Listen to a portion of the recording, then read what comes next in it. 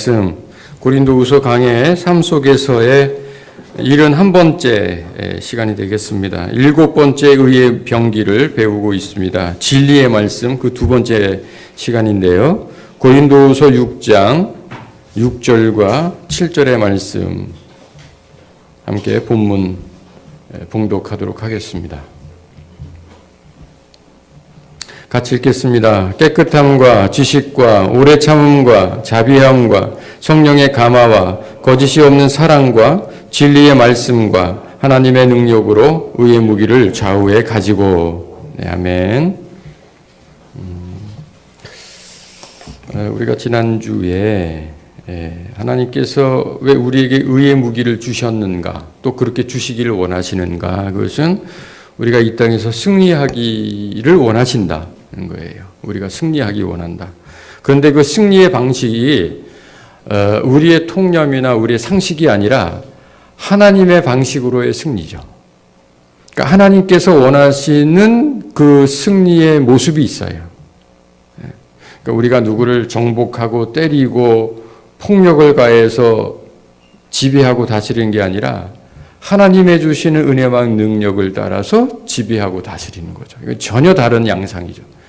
그러니까 승리라고 하는 단어는 똑같지만 하나님께서 우리에게 원하시는 승리는 전혀 다른 의미인 거죠.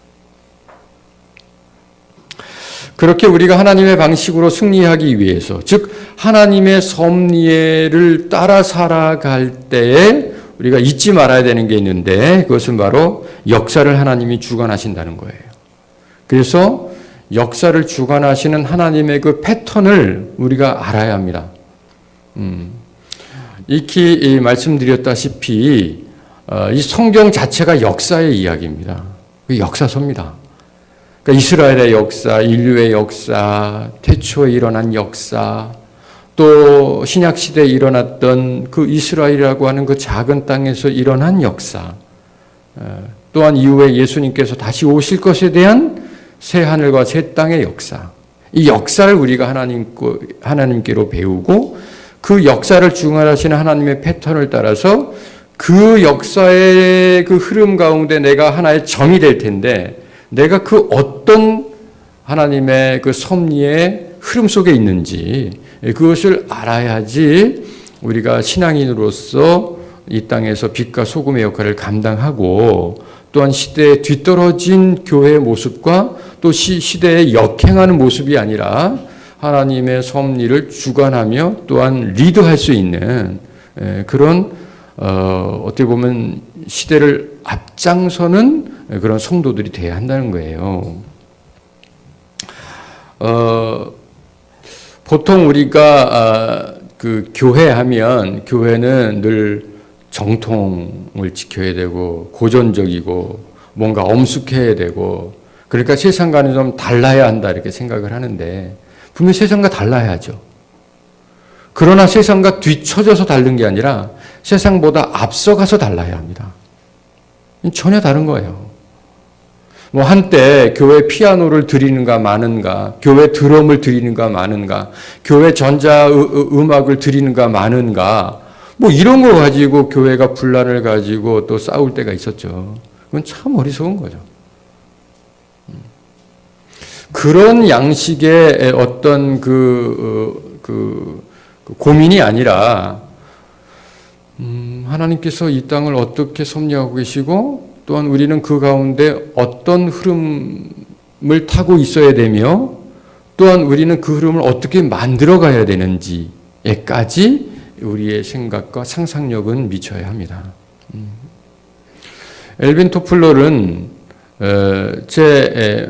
만년에 걸쳐서 제1차, 제1의 물결인 농경사회가 있었고, 또한 300년 동안 산업사회를 통해서 제3의 물결, 정보화 사회, 즉 지식이 이 시대를 이끌어가는 시대가 될 것이다. 그렇게 예언을 했지만 그것은 이미 과거가 되어버리고 말았습니다. 그리고 제4의 물결, 이 부의 미래는 어떤가? 그것은 생물학, 바이오라고 하는 생물학과 그리고 우주산업이 앞장설 거다, 이런 얘기까지 잠깐 드린 바가 있는데요. 시대는 아주 급하게 흘러가고 있습니다. 이 변화는요, 우리가 어찌 보면 우리 몸으로 감당할 수 없을 만큼 정말 급격하게 변화되고 있어요. 여러분들이 사업을 하시고, 또 여러분들의 자녀를 키워내시고, 또 분명히 우리가 앞으로 10년, 20년 그 이상 살아가야 될 텐데, 세상에 뒤떨어지거나 도태되면 안 되겠죠. 물론 우리 삶의 방식은 여전하겠지만 우리의 생각, 우리의 사고방식, 또 하나님의 역사를 바라보는 우리의 관은 분명히 앞장서야 합니다. 대단히 중요한 의미를 가지고 있죠. 그래서 엘빈 토플러가 결국 예언한 것은 미래는 지식의 시대다 이렇게 얘기를 한 것이고요. 그 지식의 시대라고 얘기하는 것은 우리가 이제 잠시 후에 솔로몬의 잠언을 통해서 하나님께서 어떻게 지식을 통해 이 땅을 역사하시는가를 또 살펴볼 텐데요. 그것은 이미 수천 년 전에 하나님의 사람들을 통해서 우리에게 예언하신 바예요. 지금 무슨 얘기냐면 이 땅에 이 가장 큰 에너지는 지식이라는 거예요. 그것은 변함이 없습니다. 근데 그 지식이라고 하는 것을 어떻게 어떤 그릇에 담는가가 중요한 거예요. 생각해 보세요. 단순한 시대에서 복잡한 시대로 바뀌어가고 있다 이렇게 말씀드렸는데요. 이 단순하다고 하는 것은 농경사회에서는 어떻습니까? 농경사회에서는 하늘을 보고 절기를 보면서 아 지금이 씨를 뿌릴 때구나. 그 땅에 씨를 뿌립니다. 그리고 뭐 하죠? 하늘을 바라보면서 비가 와야 될 텐데. 그 비가 안 오면 뭐 하죠? 기후제를 행하죠. 기후제는 언제까지 하죠? 비가 올 때까지 하거든요. 그러니까 기후제는 날마다 응답받는 거예요. 반드시 응답받는 게 기후제입니다. 비는 오니까요. 그런 방식으로 농사를 짓니다. 그리고 곡식이 익으면 어떻습니까? 추수를 하죠. 단순한 거예요. 그런데 세상이 조금씩 복잡해집니다. 산업화가 되면서 복잡해져요. 그래서 농경사회 기술이라고 하는 것은 좋은 종자를 모으고 때를 따라서 심고 거두는 거죠. 그리고 그 나머지는 하늘에 의지하는 거예요. 그러니까 그 당시 성도들은요, 지금 현대를 살아가는 정보화 사회의 우리들보다는 훨씬 많이 기도할 수 있었어요. 이른 새벽에 일어나서 아침 나절까지 기도할 수 있었죠. 그래도 됩니다. 그리고는 또 이른 저녁에 또 자죠. 충분히 그럴 수 있는 사회예요. 단순하고 그 시대의 기술이라고 하는 것은 지식이라고 하는 것은 단지 좋은 종자, 심을 때와 거둘 때를 아는 정도였습니다. 물론 이것도 대단한 지식이지만요. 산업화가 되면 그것이 기술로 발전합니다. 그렇죠? 기술. 전문적인 기술이죠. 내가 자동차를 만드는 기술, 타이어를 만드는 기술, 조립하는 기술, 요리를 하는 기술, 뭔가를 만들 수 있는 기술, 이런 생산하는 기술이죠. 그 기술이 능력이었어요. 그것이 곧 지식이었고요. 그러다가 이제 우리가 정보화 사회가 되면은 이제 그야말로 그 급변하는 그 지식, 그것 자체가 기술이에요. 그런 시대를 우리가 지금 막 살고 있는 거예요. 그러니까 우리는 여전히 뭐 1900년도에 태어나가지고 지금 2017년으로 살아가고 있지만 그 사이에 우리는요 엄청난 변화를 맛본 거예요. 특히 우리 선배 세대, 저의 선배 세대, 그 앞선 세대 분들은 제1의 물결, 제2의 물결, 제3의 물결을 한 번에 당했어요. 그 전에 1만 년의 인생을 살았던, 그 역사를 살았던 대부분의 분들은 그저 제1의 물결의 시대에 살았어요. 그냥 그 조상들도 농경사회, 나의 할아버지도 농경사회, 나의 아버지도 농경사회, 나도 농경사회, 내 자식들도 농경사회 살 것 같죠. 그러다가 300년 압축한 시대에는 아주 급변했고요. 그리고 그것이 이제 30년 동안 정보화사하게 되면서 우리는요, 어찌 보면, 여러분 보세요. 여러분들 손 안에 컴퓨터가 다 있으시잖아요. 그렇죠? 그 모바일이라고 얘기하는 그 스마트폰. 아침에 깜빡하고 집에 스마트폰을 놓고 갑니다. 그러면 아무것도 못합니다. 아무것도 못해요. 디지털 치매죠, 우리가. 휴대폰을 놓고 가는데 내 아들한테 전화를 해야 되는데 번호를 몰라요. 다 입력되어 있을 뿐이지 이 기계 없으면 전화번호를 모르겠어요. 주소를 모르겠어요. 내 계좌번호를 모르겠어요. 아무것도 몰라요. 그저 그 기계를 사용할 수 있는 방법만 알면 다 되기 때문에 그 나머지 데이터는 우리에게 필요 없는 거예요.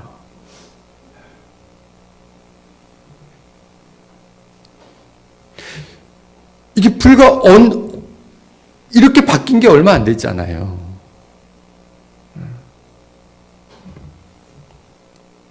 옛날에는 봉화를 폈습니다. 그러다가 전보를 쳤고요.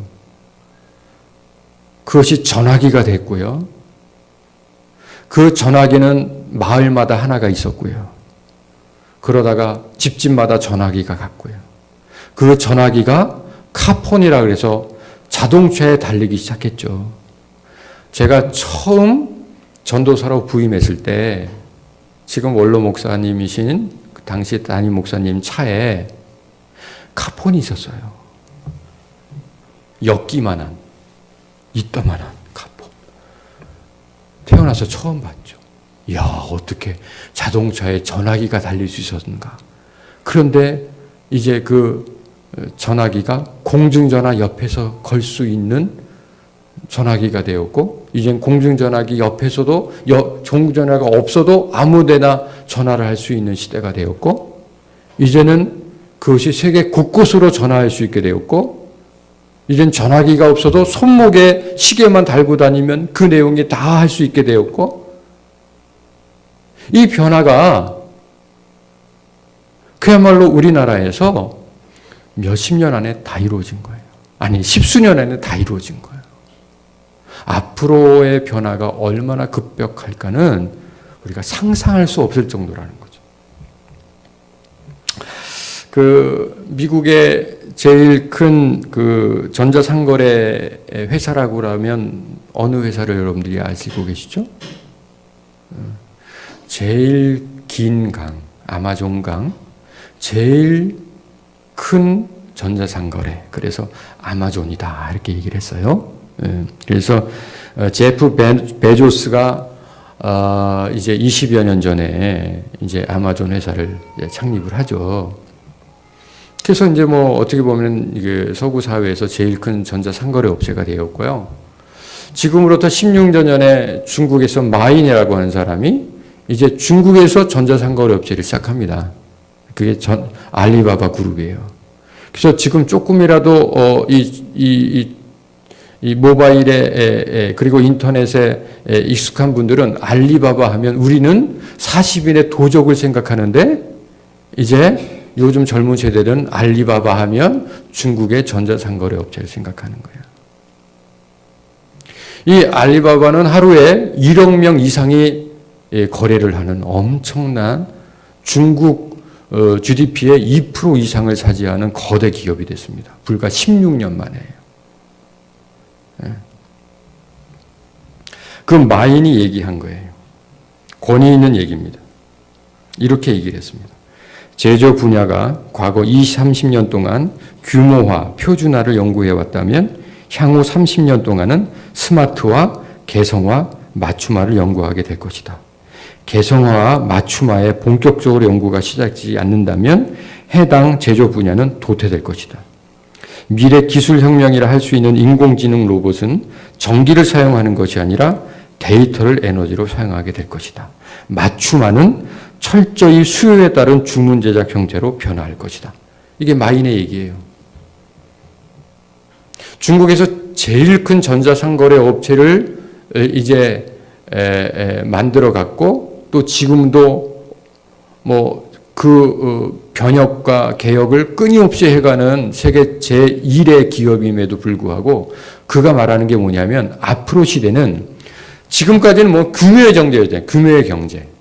즉, 큰 회사, 큰 규모, 큰 자본, 하다못해 교회도 큰 교회가 성장하고 또 장악하는 시대였는데 앞으로는 뭐냐면 맞춤화 시대가 올 거라는 거예요.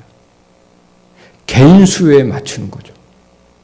그래서 그것을 경영 전문 용어로 뭐라고 얘기하냐면은 커스터마이징이라고 얘기합니다. 들어보신 분 계세요? 커스텀 그러죠. 맞춤. 그래서 커스터마이징.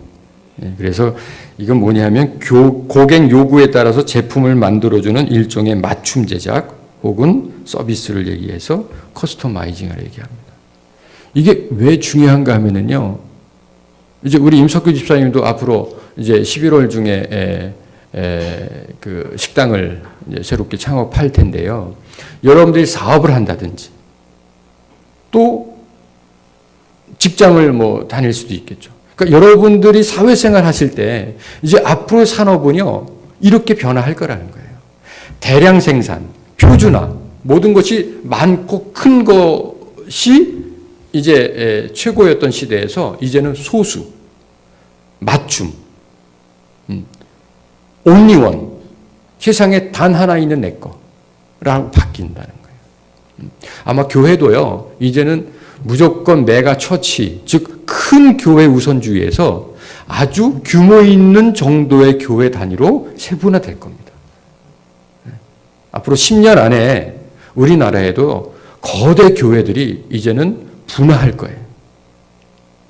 무조건 큰 교회가 성장하고 모든 패권을 다 장악하는 시대가 변화될 거라고요. 여러분들이 앞으로 당하는 사회, 산업 분명한 혁명이 있을 텐데 그것은 바로 소수화예요. 이것이 어떻게 바뀌냐면요. 이 커스터마이징, 이것은 원래 1세대에서는 맞춤 정장, 또 맞춤 수제화 이런 거 있었잖아요. 이것이 1세대였다면 2세대는요 뭐냐면 IT와 빅데이터로 바뀌는 거예요. 이것이 굉장히 이제 여러분들 일상생활에서 앞으로 5년 사이에 미래가 아니라 현실이 될 겁니다. 몇 가지 잠깐 앞으로 다가올 시대를 미리 말씀드리고자 한다면 이런 겁니다. 여러분들 그 옷을 산다 그러면 어디로 가십니까? 여러분 옷 사러 어디 가세요?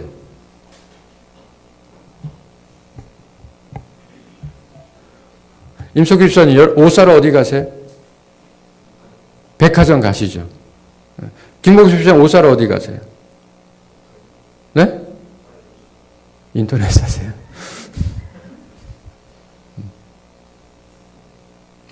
김유대 집사님은 옷 사러 어디 가세요? 인터넷이요. 갑자기 임석규 집사님이 이상해지잖아요. 이상규 집사님 옷 사러 어디 가세요? 시장 가시죠. 네. 장로님 옷 사러 어디 가십니까? 시장으로 가십니까?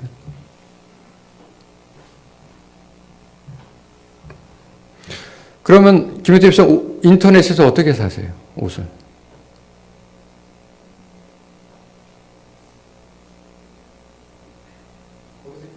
검색해서요. 검색해서 사는 게 기성복이죠. 결국은. 네. 어떤 분 홈쇼핑에 사실 거예요. 마감 임박. 급하게 막 다이어트. 오늘따라 왜 이렇게 안 되지? 막 이러면서. 네. 그것도 다 기성복이에요. 저도 나름대로 이 체형이 이 표준에 가까워가지고 그냥 기성복 사면 거의 다 맞아요. 100 하면 다 맞아요. 100% 맞아요. 그런데 어색한 게 늘 있습니다. 뭐냐면 팔 길이가 달라요. 그래서 저는 옷을 만들어 이렇게 팔을 이렇게 마음대로 만들었어. 그리고 맨 처음에는 이게 옷이 불량인 줄 알았어요. 봤더니 제 팔이 불량이더라고요. 오른팔과 왼팔의 기장이 달라요. 그래서 한쪽은 소매가 길고 한쪽은 짧아요. 셔츠를 입어도 한쪽은 나오고 한쪽은 안 나와요. 이거 어색해요. 이거 수선하기도 애매하고. 앞으로는요, 인터넷으로, 아니, 모바일로 한번 콜하면 됩니다.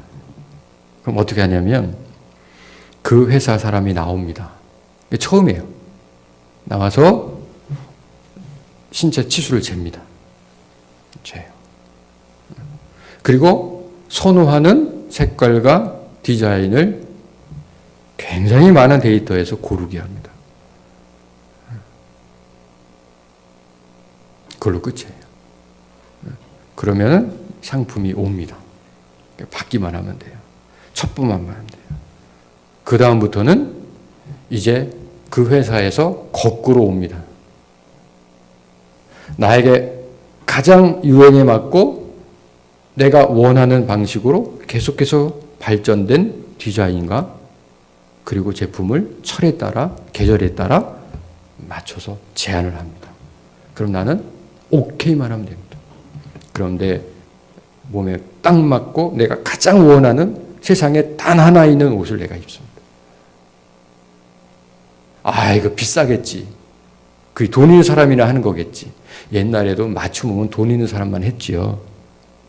그러나 앞으로는 이것이 일반화될 겁니다. 공급이 많아지면서 수요도 많게 될 것이고요. 단가도 낮아질 것입니다. 지금 이미 현재 그렇게 거래가 되는 수제화 회사가 있습니다. 어떻게 해주냐면 처음 이제 인터넷상으로 거래를 합니다. 내가 원하는 거, 내가 내 굽은 어떡하고, 내가 이 안창은 어떡하고, 뭐 이런 것으로 다 원해가지고 신청을 합니다. 그런데 그게 과연 어떤 모습인지 모르잖아요. 대답이 옵니다. 3D로 그 신발이 어떤 모양일지를 미리 다 알려줍니다. 이런 스타일이야? 이런 구조면 좋네? 그리고 내 발에 딱 맞게 옵니다. 왼발과 오른발이 똑같은 사람은 하나도 없거든요.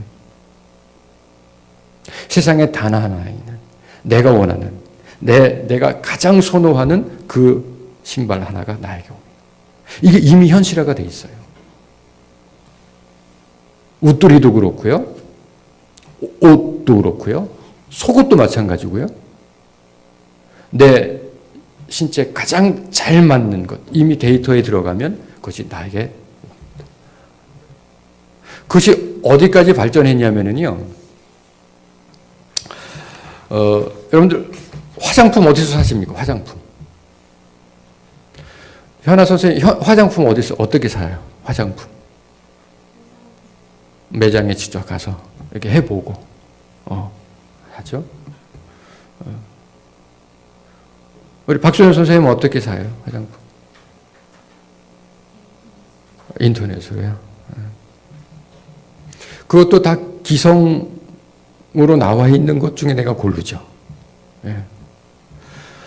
지금 이미 그렇게 사고 팔고 있는데요. 내가 좋아하는 그리고 내 피부 톤에 맞는 내 피부 상태에 맞는 세상에 단 하나 있는 그런 화장품이 나에게 제조돼서 옵니다. 이것이 비단 뭐 어떤 소수에게 일어난 일이 아니라요. 여러분 혹시 시그니처 버거라고 아십니까? 맥도날드 시그니처 버거라고 나오죠. 내가 원하는 빵, 내가 원하는 패티, 내가 원하는 그런 내용물을 내 마음대로 집어넣어서 주문하면 그렇게 내가 원하는 딱 하나의 햄버거가 내게 옵니다. 이미 매장에서 그렇게 현실화되어 있어요. 피자도 마찬가지입니다. 내가 제일 좋아하는 피자. 두께는 어떻고 어떤 내용물이 들어가고 치즈는 얼마큼 넣고 어느 만큼 굽고 하는 것을 데이터화하면 내가 원하는 피자를 늘 콜 하나로 이제 배달이 오는 것이죠. 제가 왜 이런 말씀을 드린가 하면은요,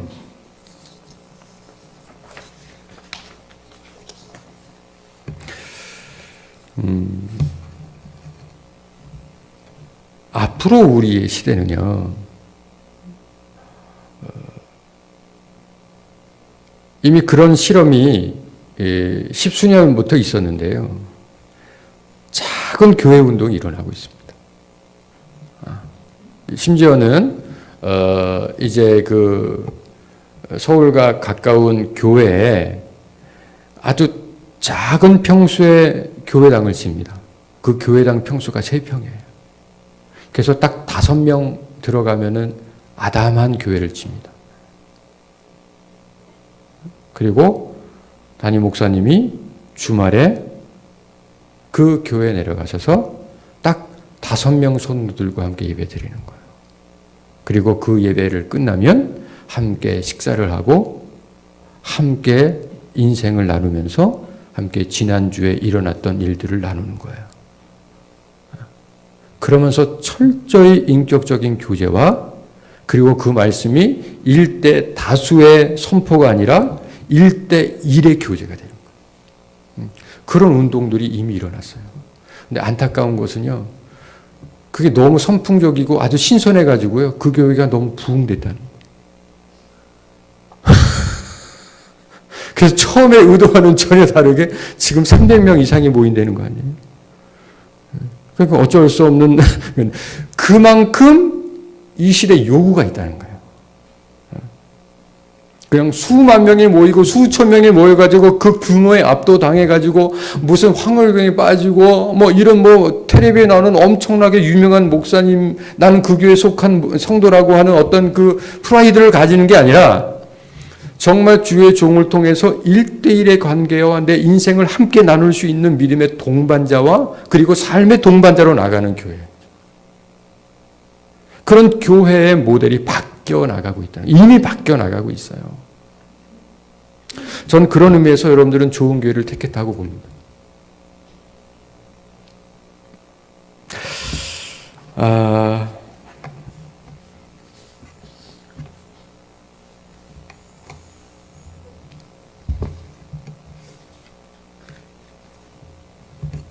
자, 지난주에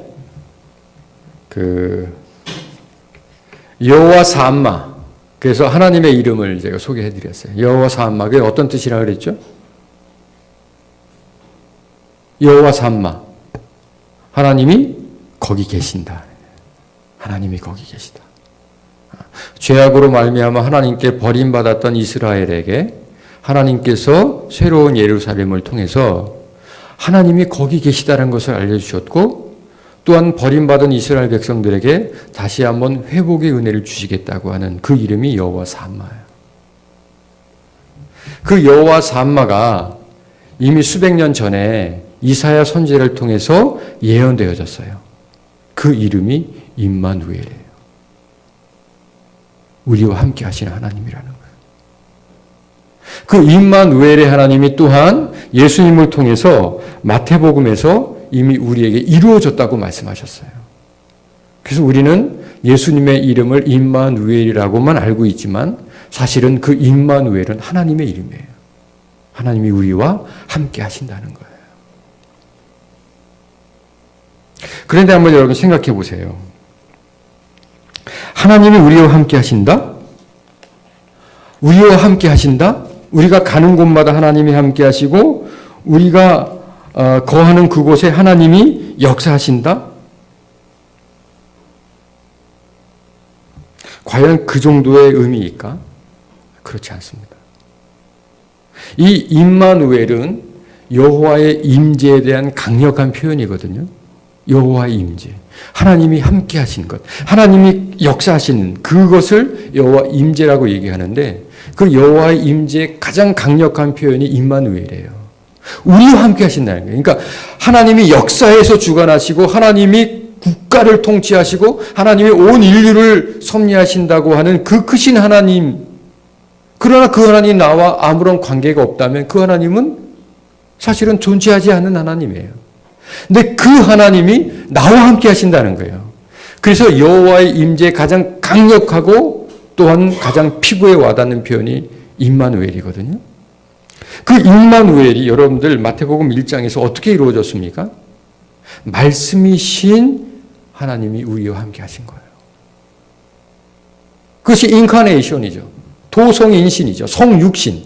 거룩하신 하나님이신, 말씀이신 하나님이 인간이 되셔서 우리와 함께 하셨다는 거죠. 결국 그 임마누엘 대신 예수님께서 우리에게 무엇으로 역사하셨죠? 말씀으로 역사하신 거예요. 말씀으로. 그래서 여호와의 임재는 곧 말씀의 역사예요. 여러분들 이것은 상식으로 이해하고 계셔야 돼요. 하나님이 우리와 함께 하신다는 또 다른 강력한 표현이 뭐냐면 말씀으로 함께 하신다는 거예요. 그러면 여러분들 말씀으로 함께 하시는 것을 어떻게 경험하십니까?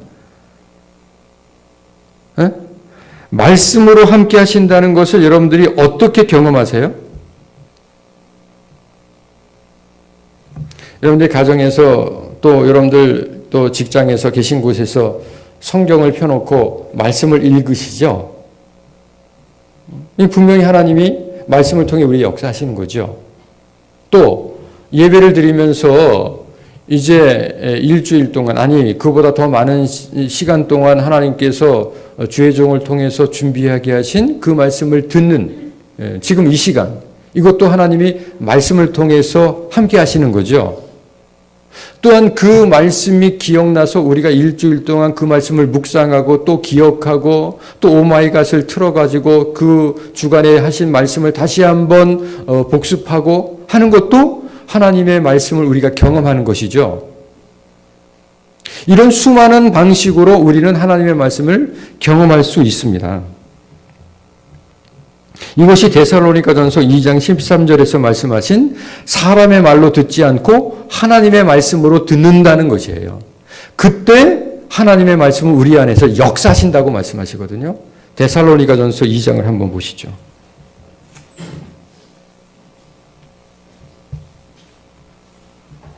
네, 데살로니가전서 2장 13절 같이 읽겠습니다. 시작.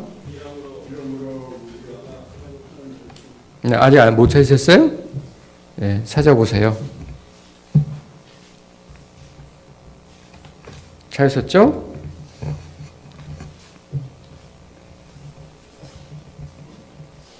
네, 같이 읽겠습니다. 시작.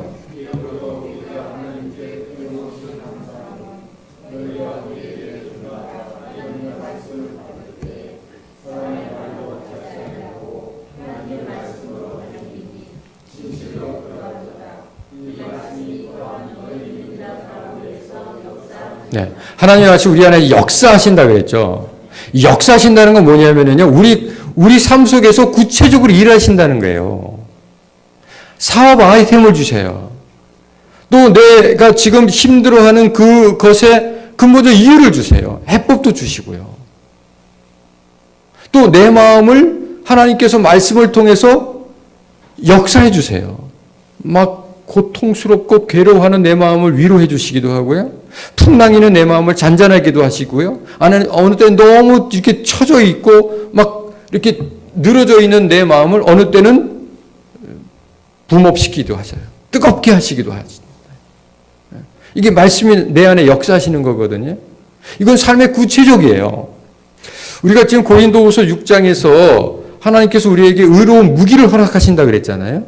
그것이 깨끗함, 지식, 오래 참음, 자비함, 성령의 감화, 거짓이 없는 사랑, 지금 우리가 듣고 있는 진리의 말씀이거든요. 이것이 우리 삶의 구체적인 무기예요. 한번 보세요. 제가 아까 잠깐 말씀드렸지만 농경사회에서의 지식과 기술은 좋은 종자와 씨앗을 뿌릴 때와 거둘 때를 아는 거예요. 산업화 시대에는 특정한 분야에서의 기술이죠.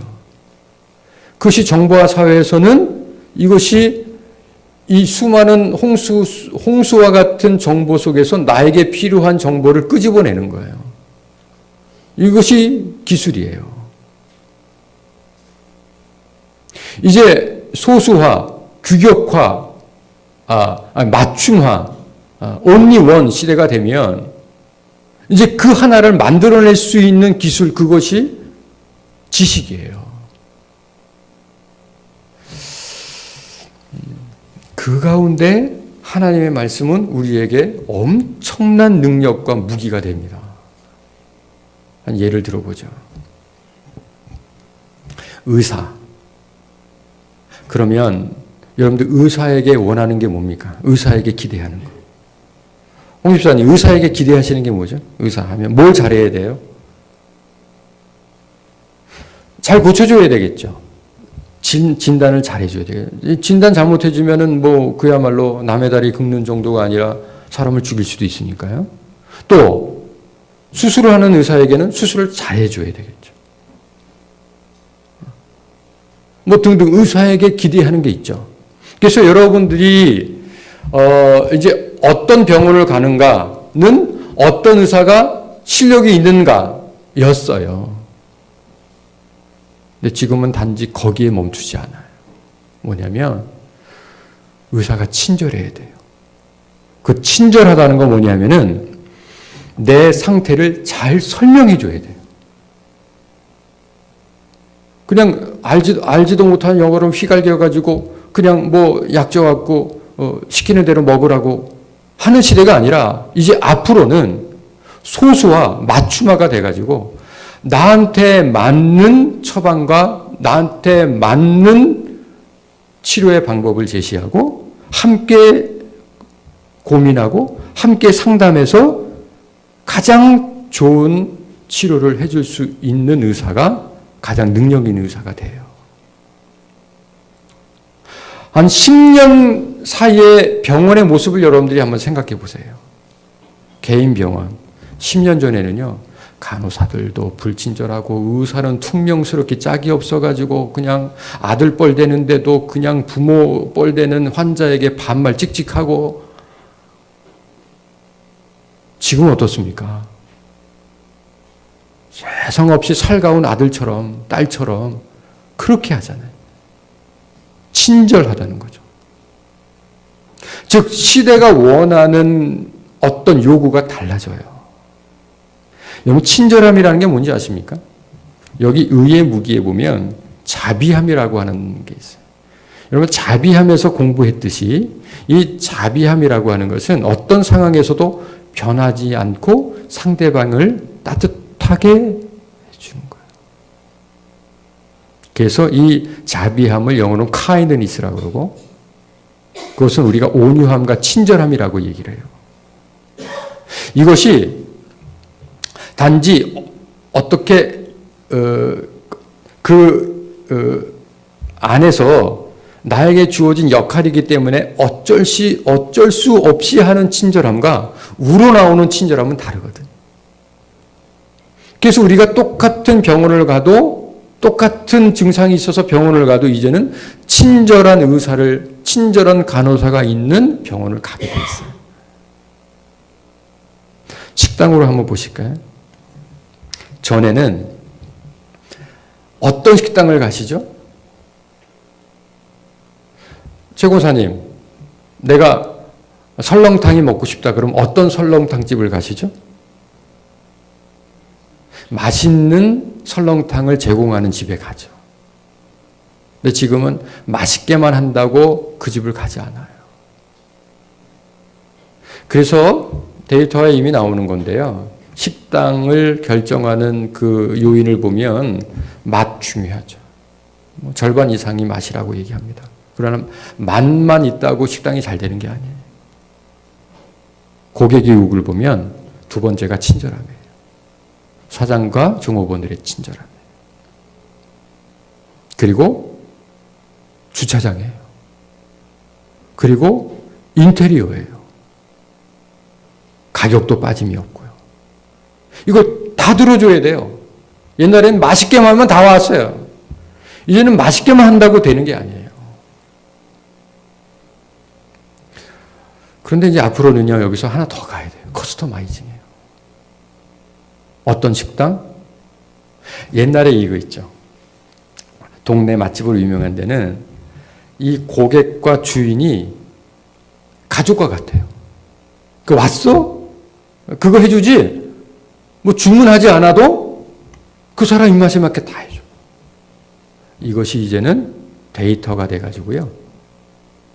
그냥 주인장이 잘 기억해갖고 기억력에 의존하는 게 아니라 어떤 손님 딱 누르면 이 사람이 좋아하는 것, 간은 어떻고 양은 어떻고 이런 것이 다 데이터가 돼가지고 그것까지 다 들어주는 데를 갈 겁니다. 부동산 중개도 마찬가지일 거고요. 생활용품을 파는 직종도 마찬가지일 거고요.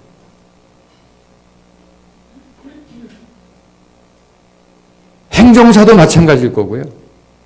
여러분들이 가지고 있는 직업과 여러분들이 하고자 하는 일 가운데 이제는 수없는 더 아주 큰 요구들이 이제 계속 와요. 근데 이것을 우리가 감당해내는 게 우리 능력으로 되게 부족이라는 데 문제가 있는 거예요. 이거 어떻게 다 감당해요? 아직 제대로 맛도 못 내는데 어떻게 빅데이터를 하고 고객 요구를 내가 다 맞춰주고 때마다 시마다 인테리어를 바꿔주고 다 할 수 있겠어요? 이 가장 근본적인 그 파워, 이것이 바로 의의 무기를 통해서 하나님께서 공급하신다는 것인데 이 의의 무기가 결국은 하나님의 말씀을 근간으로 하는 거예요. 한번 잘 보시죠. 제가 가장 강력한 하나님의 임재, 이것이 곧 하나님의 말씀이라고 그랬죠. 잠언서 1장을 한번 보세요.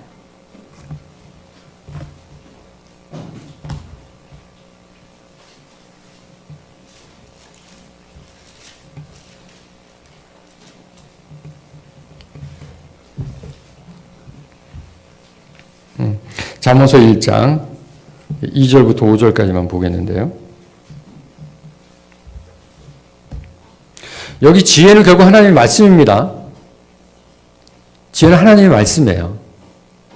이 하나님의 말씀, 이 지혜가 우리에게 주는 유익, 이것이 2절부터 5절까지의 내용이에요. 한번 보시죠. 지혜와 훈계를 알게 하며 명철의 말씀을 깨닫게 한다, 이렇게 나왔어요. 그렇죠? 이 명철의 말씀, 즉 뭐냐면 하나님의 말씀이 우리 안에 깨달아져야 돼요. 이 선포되어지는 말씀이 레만, 꼭 나의 말씀이 되어야 된다는 거예요.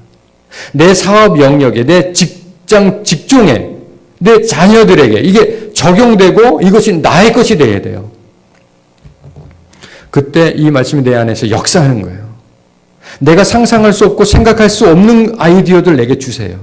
내게 없는 문제를, 그러니까 내가 할 수 없는 그 부분을 하나님께서 당신의 말씀의 능력으로 해결할 수 있게 하세요. 이것은 분명히 역사하시는 살아계신 하나님의 은혜 가운데 있는 것인데요. 3절 보면 지혜롭게 하고 공의롭게 하고 정의롭게 하고 정직하게 행할 일에 대해서 훈계를 받게 한다 이렇게 나와요. 즉 첫 번째 뭐냐면 하나님이 우리를 마땅히 살아가야 되는 모습으로 인도하세요. 그것이 정의롭게 하고 공의롭게 하고 정직하게 하는 거예요. 이것이 그 잠언서 2장 9절에서는 어떻게 말씀하고 있냐면 그런즉 네가 공의와 정의와 정직 곧 모든 선한 길을 깨달을 것이다 이렇게 말씀하고 있어요. 문제는 뭐냐면 내가 가는 길이 옳은지 그른지조차도 모르는 가운데 있어요. 우리가 사회생활하고 내가 직장생활하고 내가 또 뭐 어떤 경제생활을 하면서 내가 흔히 하는 거짓말, 내가 속한 이 단체의 이런 부조리, 이런 거에 있어서 우리가 조금만 지나면 구분을 못해요. 이게 옳은지 잘못된 것인지에 대해서 구분할 줄 몰라요.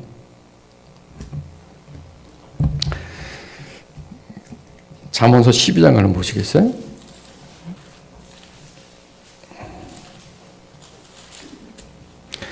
(26절을) 한번 보세요. 잠언서 12장 26절. 같이 읽겠습니다. 의인은 그 이웃의 인도자가 되나 악인의 소행은 자신을 미혹하느니라 이렇게 나오죠. 악인의 소행은 자신을 미혹한다. 하나님을 의지하지 않고 자기 방식으로 사는 것을 악인이라고 얘기해요. 지금 잠언에서는. 자기 방식으로 살아가여 이 땅의 거짓과 함께하고 불의와 동참하는 그 삶의 방식으로 살아가는 그 사람들의 소행 자체가 자신을 미혹한다는 거예요. 무슨 얘기인가 하면요. 혹시 영혼 없는 공무원이라고 하는 단어 들어보셨나요? 영혼 없는 공무원. 정권에 따라서 공무원들의 태도가 아주 정말 자연스럽게 바뀌어가죠. 우리나라에서요, 이런 일이 있었어요. 2008년도 1월에 이명박 대통령이 이제 취임을 앞두고 있는 그때 어찌 보면은 노무현 전 대통령 때까지 김대중 전 대통령과 노무현 전 대통령, 흔히 말하는 진보적인 생각을 가진 지도자들과 함께 일했던 그 공무원들이 이제는 정권이 바꾸고 보수적인 이념을 가진 대통령과 함께 일해야만 했어요. 그러면서 국가 정책이 180도로 바뀌죠. 그때 공무원들이 뭐라 그랬냐면 우리는 영혼 없는 공무원입니다. 그랬어요. 무슨 얘기인고 하면 한 가지 예를 더 드려드리죠. 지금 현재 서울시장은 박원순 씨인데 그 전에 시장은 오세훈 씨였죠. 오세훈 시장에서 박원순 시장으로 바뀌는 그 교체기에 가장 이슈가 뭐였습니까? 무상복지였죠. 그래서 무상급식. 무상급식이라고 하는 단어 자체도 정확한 용어는 아닙니다만 그러나 흔히 그렇게 써왔으니까요. 무상급식이죠. 무상급식. 그래서 오세훈 그 당시의 시장은 심지어는 자기 시장직을 걸고 서울 시민들에게 가부를 묻기도 했죠. 그때 서울시 공무원들이 무상급식을 조직적으로 반대하면서 심지어는 소송까지 했습니다. 서울시 공무원들이요. 그런데 시장이 바뀌었어요. 그래서 무상급식을 적극적으로 찬성하는 박원순 시장이 부임하자 서울시 공무원이 첫 번째 내놓은 계획안이 뭔지 아십니까? 무상급식 예산 지원안이었대요. 이런 모습을 우리는 흔히 영혼 없는 공무원이라고 얘기합니다. 그런데 이 단어는요, 실제로 미국의 행정학자였던 랄프 험멜이라고 하는 사람이 1976년도에 관료적 경험이라고 하는 책에서 처음으로 말한 용어예요. 그 책에서 그는 이렇게 얘기했습니다. 공무원은 겉모습은 인간과 비슷하지만 영혼이 없는 존재다. 그러면서 영혼 없는 공무원, 즉 그 관료들을 이제 비꼬는 표현으로 영혼 없는 공무원이라고 했는데 실제로 공무원들은 자기들의 대의 명분을 얘기할 때 영혼 없는 공무원이라고 거꾸로 쓰는 거예요. 그런데 제가 이 얘기를 드린 이유는 뭐냐면요. 그러면은 이 많은 공무원들이 단지 자기들의 어떤 직을 유지하기 위해서 아니면 출세하기 위해서 모든 공무원들이 그렇게 갑자기 얼굴색을 바꾸고 자기 소신을 바꾸는가? 그렇지 않다는 거예요. 미국의 심리학자였던 솔로몬 애쉬가 이 선분 실험이라고 하는 유명한 실험을 합니다. 이것이 이제 우리가 혹시 여러분 들어보셨는지 모르는데 동조 이론이라고 합니다. 동조 이론. 동조. 함께 한다는 거예요. 동조한다. 동조 이론이라고 있는데 이게 뭐냐면요. 선분 실험이라고 하면 선분 실험. 두 가지 표를 줍니다. 두 가지 표. 첫 번째 표에는요. 여러분들 이해하기 쉽게 그냥 센티미터로 할게요. 10cm를 그린 선분 하나를 그려놓습니다. 그리고 두 번째 표에는 5cm, 10cm, 그리고 15cm 세 가지 선분을 그려놓습니다. 그리고 첫 번째 표를 보면서 잘 기억하십시오. 그리고 두 번째 표를 보면서 첫 번째 표와 같은 길이의 선분을 고르십시오. 이렇게. 그러면은요, 99%가 10cm짜리를 바로 고른답니다. 1대1로 물어보면 99% 정답을 맞힌다는 거예요. 근데 이것이 함께 할 때는 전혀 다른 양상을 피는데 7명을 같은 자리에 모아놓고 나머지 7번째 피실험자를 제외하고 그 앞에 6명은 배우들이에요. 그래서 미리 아는 거예요. 그래서 똑같이 질문하고 첫 번째 이 준비된 배우가 대답을 합니다. 누가 봐도 그 첫 번째 표와 똑같은 길이의 선분은 10cm 중간에 있는 것인데 그 첫 번째 배우가 세 번째 15cm 훨씬 긴 걸 보면서 이게 정답이라고 얘기합니다. 그 두 번째 배우에게 또 얘기하죠. 그럼 두 번째 배우도 제일 긴 거를 정답이라고 얘기합니다. 1, 2, 3, 4, 5, 6까지 모든 사람이 15cm라고 정답을 얘기해요. 그러면 정작 피실험자인 7번째 그 사람은 여러분들 어떻게 대답을 할까요? 67%가 15cm짜리를 정답이라고 얘기한다는 거예요. 이것이 애쉬의 성분 실험이라고 하는 거예요. 근데 이상하잖아요. 누가 봐도 이건 한눈에 보이는 건데 다른 사람 6사람이 다 그래도 나는 내 판단이 이럴 거라고 얘기를 해야 되는데 3명 중에 2명은 앞에 거짓을 정답이라고 얘기했던 사람의 동조해서 자기의 판단을 맡긴다는 거예요.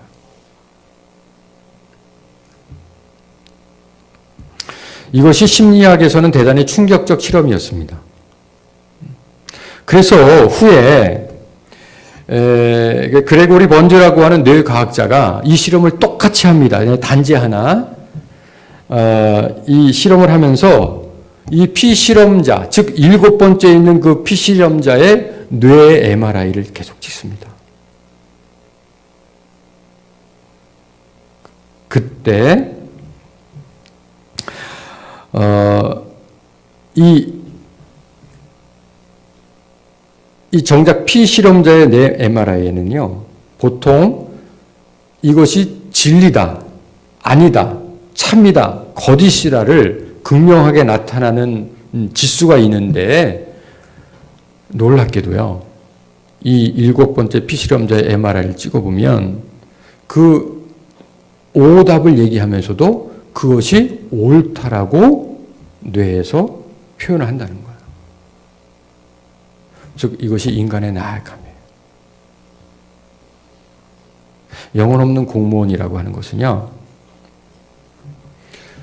이게 다른 사람들이 다 이것이 정답이라고 하면 나도 그것이 정답이어야 한다고 생각하면서 나중에는 그것이 참이라고 생각하는 그런 인간의 연약함을 그대로 보인다는 거예요. 이것이 왜 중요하죠? 우리는요, 그만큼 연약하기 때문에 내 주위에 어떤 사람들이 모여 있는가, 내 공동체는 어떤가, 나는 주로 어떤 사람들에게 영향받는가에 따라서 여러분은 그렇게 바뀌어갈 거예요. 누가 봐도 객관적으로 잘못된 사실을 그 사람들이 다 진리라고 얘기하면 나도 모르게 그것이 진리라고 자신하게 되고 그것이 내 뇌에서도 참이라고 반응하게 돼버리는 거예요.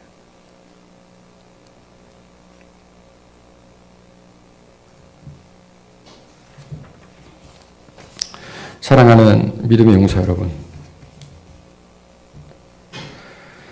내 행위가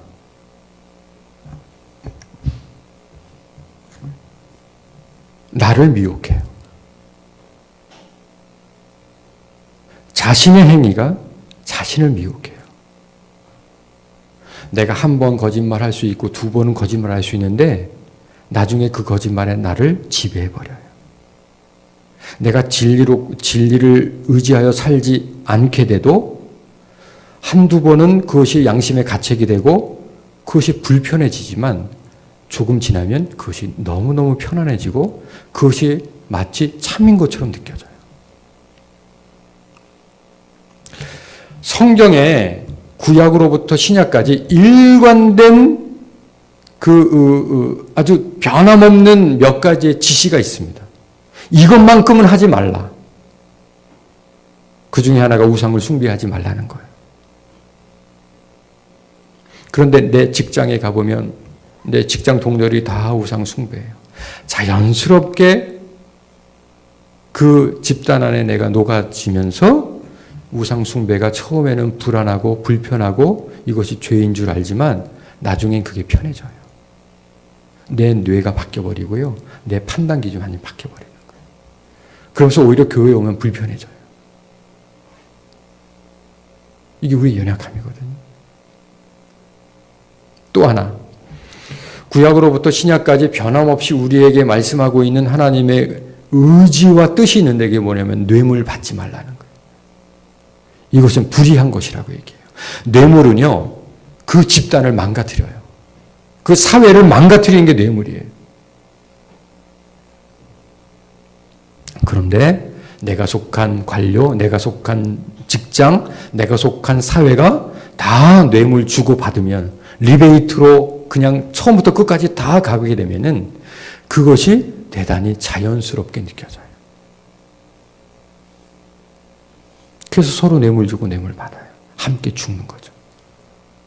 그때 내 잘못된 인식, 내가 참이라고 스스로 착각하여 거룩한 길을 저버린 내 상태, 그것을 변화시킬 수 있는 유일한 해법은 하나님의 말씀이라는 거예요.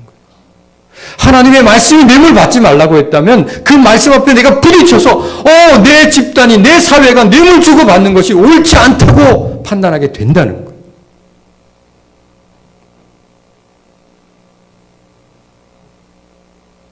모두가 거짓말할 때, 모두가 자기만을 위해 살 때, 그렇게 사는 것이 옳지 않다고 하나님이 말씀할 때, 그 말씀이 내 안에 내 것이 되어질 때 나는 그 길을 택하여 모든 사람들이 찾는 그 길을 기꺼이 포기하는 거예요. 쉽게 돈 버는 것, 편하게 일하는 것, 남들보다 덜 수고하고 더 많은 돈을 버는 것. 오죽하면 이 시대 청년들의 제1의 장래 희망이 임대업자라고 하는 이 절망적인 현상, 이 현상에서 벗어날 수 있는 유일한 길은요, 하나님 말씀 앞에 서는 거예요. 하나님의 말씀만이 우리를 바꿔놓을 수 있고 하나님의 말씀만이 우리 사회를 바꿔놓을 수 있는 거예요. 그래서 여호와의 임재는 우리 삶을 변화시키는데 그 능력은 언제나 하나님의 말씀을 통해 온다는 거예요. 그것이 잠언서 1장의 표현이에요. 마땅히 우리가 공의롭게, 정의롭게, 정직하게 행할 일에 대해서 훈계를 받는 거예요. 여기 멈추지 않습니다. 잠언서 1장 다시 한번 돌아가 보면 4절에 어리석은 자를 슬기롭게 하며 젊은 자에게 지식과 근신함을 주기 원한다는 거예요. 이건 이렇게 제가 표현드리고 싶은데 채우신다는 거예요. 부족한 이들, 경험과 여러 가지 지식과 지혜가 부족한 젊은이들, 또 슬기로움이 없는 어리석은 자들, 그들에게 하나님께서 지식과 근신함을 채워주시는 것, 이것이 말씀의 능력이에요. 우리 부족하잖아요. 부족한 우리들에게 하나님의 말씀으로 인사이트, 솔루션, 나만의 능력, 이것을 채워주신다는 거예요. 이것이 하나님의 말씀의 능력입니다. 하나님의 말씀의 능력을 여러분이 받으시면은요, 여러분들 직종에서, 여러분들이 지금 몸담고 있는 가르 분야에서 저는 여러분들이 머리가 될 줄 믿습니다. 그렇게 하나님이 하실 겁니다.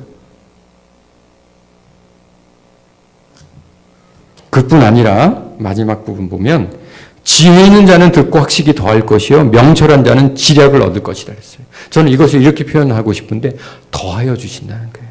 말씀의 능력은 뭐냐면 우리에게 더하여 주세요. 은혜 위에 은혜예요. 내가 충분히 내 인생 하나만큼은 건사할 수 있는 정도에서 멈추지 않고 나 하나가 아니라 내 가족, 내가 적어도 내 가족은 어느 만큼 먹여 살릴 수 있고 적어도 옳은 길로 인도할 수 있다고 한다면 여러분이 속한 집단, 공동체, 그렇게 여러분들의 영향력은 넓혀져야 합니다. 이게 더하여 주시는 은혜예요. 말씀의 능력이 우리를 더하여 주세요.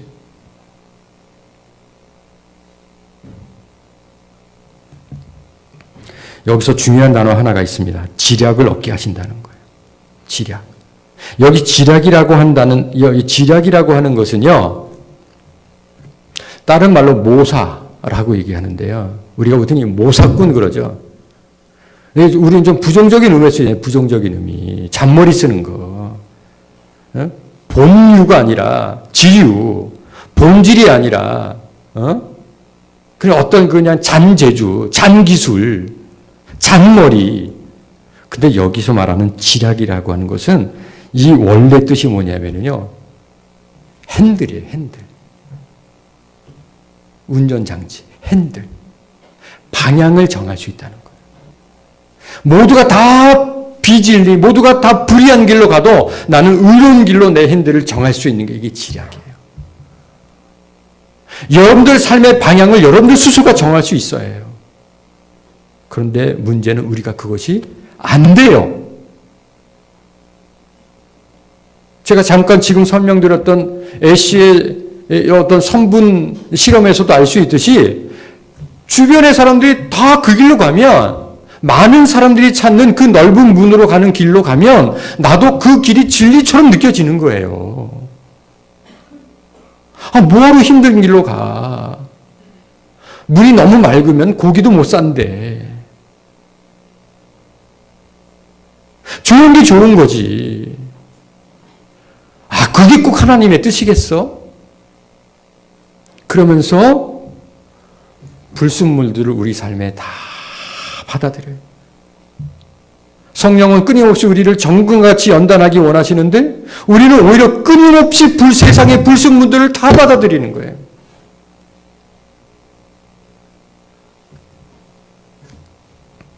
지략을 하나님이 없게 하십니다. 여러분들 인생의 핸들을 여러분들 스스로 정할 수 있게 하세요.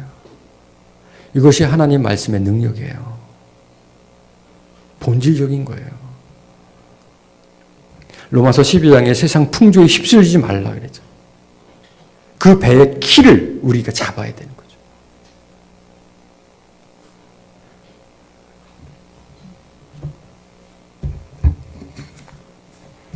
여기까지가 지식의 말씀의 도전입니다.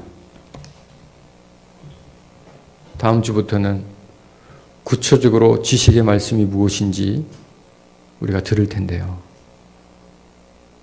우리가 지식의 말씀이 얼마나 우리 삶의 능력이고 의로운 무기고 그리고 정작 우리에게 필요한 것인지 우리가 어느 만큼 절감하고 있다면 또한 다음 주에 하나님께서 성령의 은혜와 능력을 한없이 부어주실 거예요. 구체적으로 하나님의 말씀을 통해서 여러분 삶에 역사하실 거예요. 눈물과 아픔, 근심, 염려, 나의 부족함, 나의 한계, 하나님께서 극복하게 하실 거예요. 여러분들 삶의 지금 현 주소, 내 지금 나의 이슈, 그런데 막연하고 불분명하고 어느 길로 어느 길을 가야 될지, 어떤 방법으로 해야 될지 사실 우리가 확신도 없고 그 길을 만들어갈 만한 능력도 없어요. 천지를 만드시고 섭리하시는 역사의 주관자 하나님께서 하나님의 말씀으로 친히 우리 가운데 하실 거예요. 일주일 동안 여러분들 좀 마음속에 마음껏 기대하시면서 좀 보내지 않으시겠어요? 하나님의 말씀으로 나의 삶을 역사하시옵소서. 내 삶을 개척하게 하시옵소서. 무에서 유를 창조하신 하나님의 말씀이 내 안에 창조의 능력을 더하여 주셔서 지금 내 삶의 현재 문제, 이 현실의 아픔, 내가 넘을 수 없는 장벽을 하나님께서 말씀의 능력으로 넉넉하게 극복하게 하실 것을 믿고 여러분들 준비하며 기도하지 않으시겠어요? 기도하겠습니다. 사랑의 아버지 하나님, 우린 너무도 연약합니다. 내가 생각한 정답, 그리고 다른 사람들에게 쉽게 동조되어 버리는 나의 의지, 판단력, 나의 무능력, 늘 그 앞에 우리는 산산이 부서집니다. 현실의 문제 앞에 무릎을 꿇습니다. 그리고는 옳은 길, 마땅히 하나님께서 우리에게 살아가라 말씀하신 그 뜻을 저버리고 편하고 쉬운 길, 사람들이 흔히 택하는 그 편한 길로 갑니다. 결국 그 끝은 멸망이고 또한 물거품 같은 무익함이죠. 조금은 힘들고 어려울지라도 그 맞바람 속에서도 기꺼이 내 삶의 방향을 정할 수 있는 내 삶의 핸들을 하나님의 말씀을 통해 허락하여 주실 줄로 믿습니다. 그리고 마음껏 악셀 밟을 수 있는 능력도 허락하여 주실 줄로 믿습니다. 그 말씀의 능력이 우리 가운데 역사하여 주시옵소서. 예수님의 이름으로 간절히 사모하며 기도드립니다. 아멘. 375장 찬송하시죠.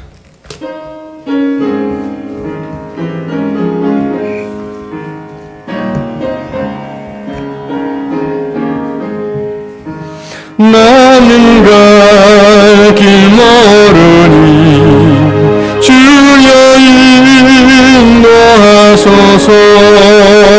어디 가야 좋을지 나를 인도하소서. 어디 가야 좋을지 나를 인도하소서. 아무것도 모르니 나를 가르치소서. 어찌해야 좋을지 나를 가르치소서. 어찌해야 좋을지 나를 가르치소서. 아이같이 어리니 나를 도와주소서. 힘도 없고 약하니 나를 도와주소서. 힘도 없고 약하니 나를 도와주소서. 마음심이 슬프니 나를 위로하소서. 의지 없이라니 나를 위로하소서. 의지 없이라니 나를 위로하소서. 사랑의 아버지 하나님, 우리의 마음과 정성을 모두 귀한 물질을 드립니다. 우리의 마음을 드립니다. 우리의 삶을 드립니다. 받아 주시옵소서. 지금은 우리 구주 예수 그리스도의 은혜와 하나님의 사랑하심과 성령님의 교통하심이 세상 사람들이 다 악한 길을 택하고 그 길로 살아갈지라도 의의 길, 옳은 길, 공의의 길로 살아가기 원하여 하나님께서 공급하신 의로운 무기를 가지고 우리 안에 역사하시는 하나님의 말씀을 통해 승리하기 원하는 사랑하는 주의 용사들 위해 이제로부터 영원토록 함께 하시기를 간절히 축원하옵나이다. 아멘.